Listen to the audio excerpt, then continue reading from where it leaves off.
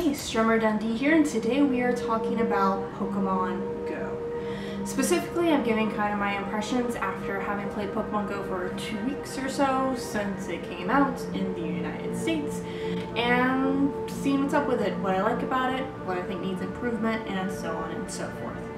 Now, if you haven't heard of Pokemon Go, which seems kind of unlikely at this point, but if you haven't heard of Pokemon Go, it is a mobile game based off of the Pokemon games, the Pokemon anime, the Pokemon universe, as it were, when you go around and catch little pocket monsters, Pokemon.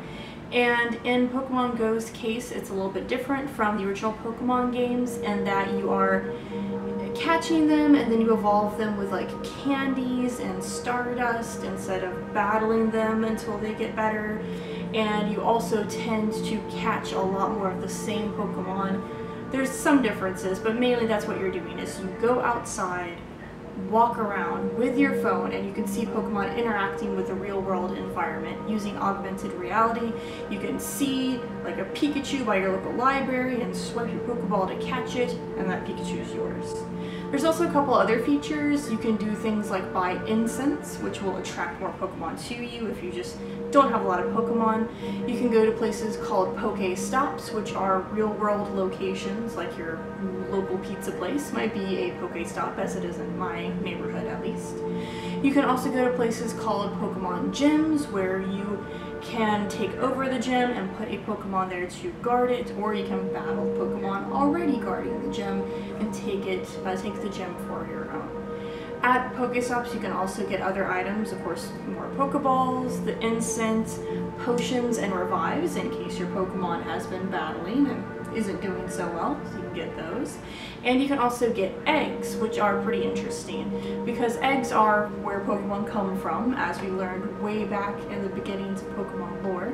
So you have this mysterious egg, and you either have to walk 2 kilometers, 5 kilometers, or 10 kilometers. There might be a 7-kilometer one, not sure. And then if you walk that amount with the app open, the egg will hatch and you've got a Pokemon. And usually, at least if it's above the 2-kilometer level, it's probably a Pokemon that's not in your area, or more uncommon Pokemon. So that's Pokemon Go in a nutshell. There have been a lot of theories and like hacks and things like that concerning Pokemon Go. A lot of people are wanting to play it, even people who weren't originally into Pokemon like the idea. It's very it's just popular. It's just, I was gonna say accessible, but it's not technically accessible. Maybe that's for another video.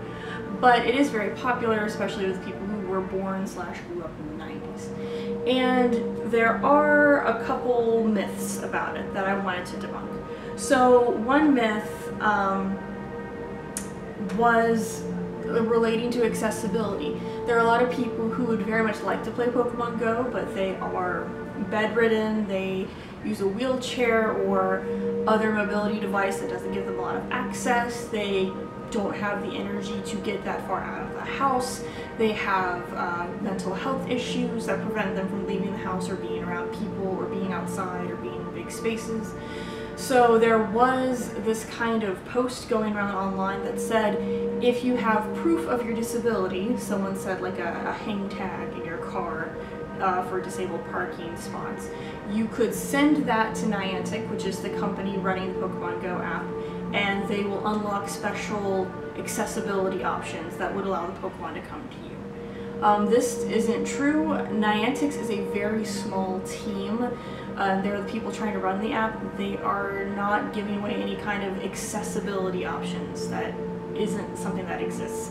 Maybe it could exist in the future, but it's also not something that you would snap a picture of a placard or a note from your doctor and send, and they change the game just for you.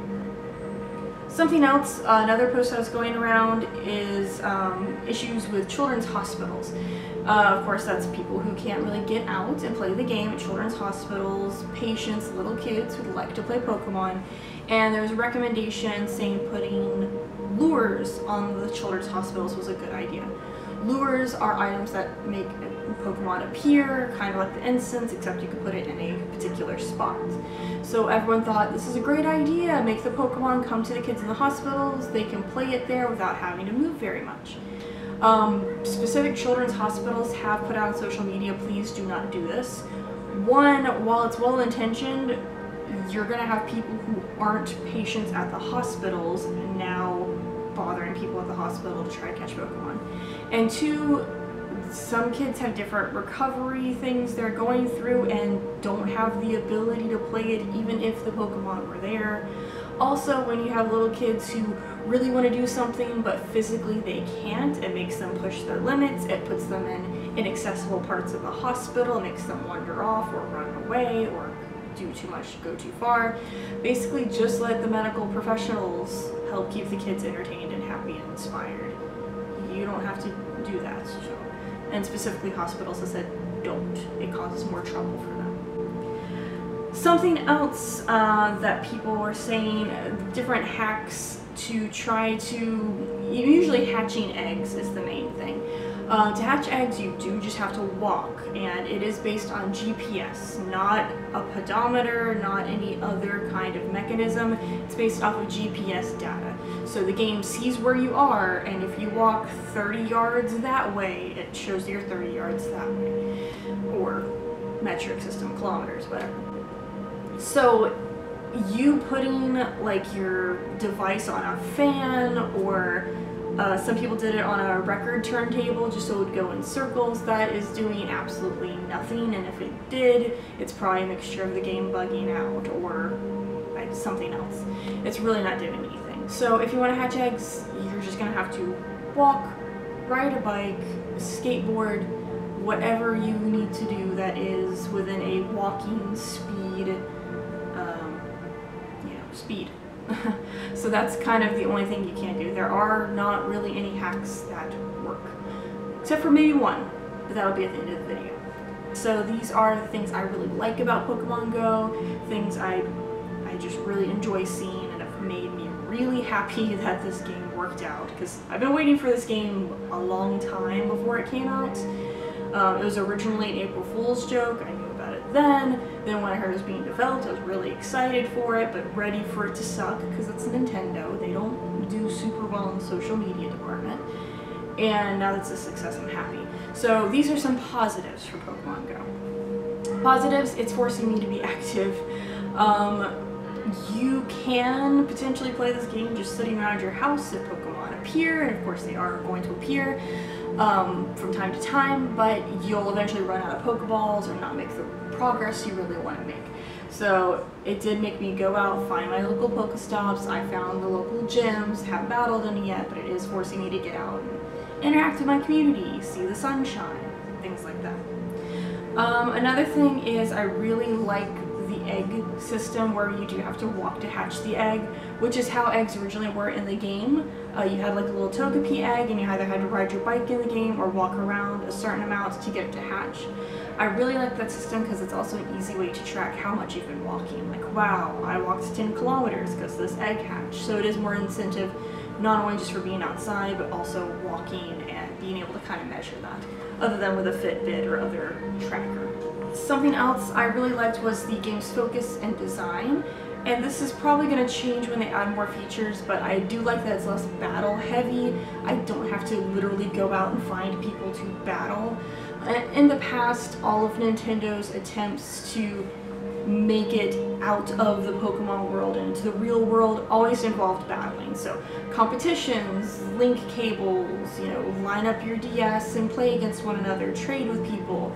Now I can just interact with my outside environment and Pokemon in the environment instead of having to battle people. So I do like how the game is at least initially designed to focus on catching, evolving, hatching eggs.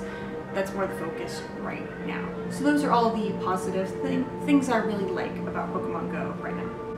A few things that need improvement. Not really any surprises here. The servers crash a lot. They need more servers. They need better maintained servers. And this is because they've gone out and opened Pokemon Go in like 26 countries at least in the last week. Maybe it's in Canada yet. I don't even know if it's in Canada yet. I think it's supposed to be out in Japan very, very soon, if not right now. But it has been a slow rollout. Like I said, Niantic's a very small company. They're doing the best they can. There is currently something out right now as a problem. It's called like the 3-footprint or 3-step bug. It essentially has to do with a little box in the game that shows you where nearby Pokemon are. Or not where they are, but certain Pokemon that are within a distance of you. And 1 footprint is supposed to indicate they're fairly close. No footprints usually indicate that they're about to come up on you. And 3 footprints is like, well, they're here somewhere in an area. Right now there's a bug, which is on my game and a lot of other people's games, that shows all of the Pokemon around you are 3-footprint ones. And sometimes it doesn't even show Pokemon that are nearby if they're closer than 3 footprints.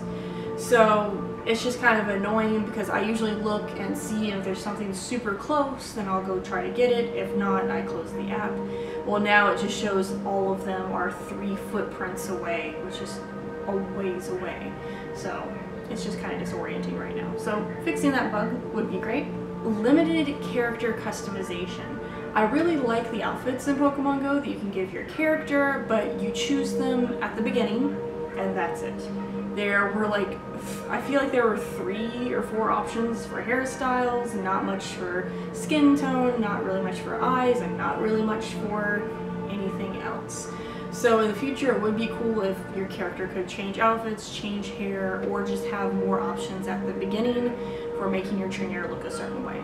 Because right now everyone's trainer looks very similar, there's not really a whole lot of customization going on. And if you're gonna be that person who's catching Pokemon for a year from now, 2 years from now, you really should have that customization option. Last thing that I kind of am annoyed by / would like to see improved is when you are trying to catch an egg. Like I said, you have to walk, let's say 5 kilometers to hatch this egg. If I'm out walking, usually I'm listening to music, or I might be like scrolling through something on my phone. I sometimes read on my phone because I'm walking on a sidewalk. Like, I'm aware of my surroundings. I have good peripheral vision from reading while walking before cell phones were a thing. So my problem is that when you're trying to hatch an egg, you have to have the app open. Like, it can't be minimized, it can't be closed, it has to be open. And that means I'm literally just watching my character walk around on screen on my phone. I'd rather be able to watch YouTube. I'd rather be able to check the weather. I just want to be able to multitask on my phone still and also have my steps count towards my egg. So that's kind of one of the most annoying things for me is I want to be able to multitask on my phone while I'm also getting this distance in to help hatch my egg. I can multitask. The game to be able to multitask. So that's kind of it for my needs improvement section. Next section are some tips. Like I said, I've been playing for about 2 weeks. I'm not a super high level or anything, but I do like playing quite a bit, especially for a mobile game for me anyway. So one tip is, makes the game a little less fun, but I think makes it a lot more usable, is turn off the AR. So the AR is, it's the augmented reality. It's when you hold your phone up, you're seeing real life behind your phone when you're catching that, you know, Pidgey or whatever. Whenever you encounter a Pokemon, it'll have a little button at the top that says AR on and off. I turned it off. This is helpful in a couple different ways. 1, it saves battery life. 2, it makes it easier, at least for me, to catch the Pokemon, because oftentimes there'll be like a Pokemon around and I click on it and then I'm like, where is the Pokemon? You know, which I guess is the beauty of augmented reality anyway. But I find that it's quicker to use. I have less bugs when I don't have AR on. It's more responsive. I just want to play the game. I don't really need to pretend the Pokemon's actually there for me anyway. So turning off AR really helps. If you're going outside, please wear sunscreen. That's just an overall thing. Not used to being outside for a long period of time, wear sunscreen. There you go. Something else, and this is to help be more alert when you are walking, especially if it's at night or if you're in an area with a lot of cars or anything like that. What I do is I usually, I'll have my phone, I'll plug in a set of earbuds, I turn off the game music that's actually on the game. I'll put in one earbud because I need to be able to hear. So I'll turn off the game music, put in one earbud, and you can hear the sounds in the game. You'll be able to hear when a Pokemon comes up, you'll be able to hear when you get near a Pokestop, you'll be able to hear when you leave the area of a Pokestop, so you can just use those auditory cues instead. Also, your phone will vibrate as well. So that's just something to kind of keep your eyes more on the road, keep your eyes in front of you instead of looking at your phone all the time. One last thing I wanted to talk about, the Eevee evolution hack. I said most of the hacks don't actually work.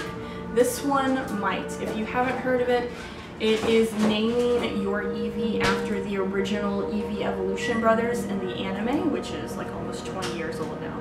So, for example, if you want a Jolteon, you would name your Eevee Sparky, and then when you evolve it, it will hopefully turn into a Jolteon. There have been a lot of tests on this.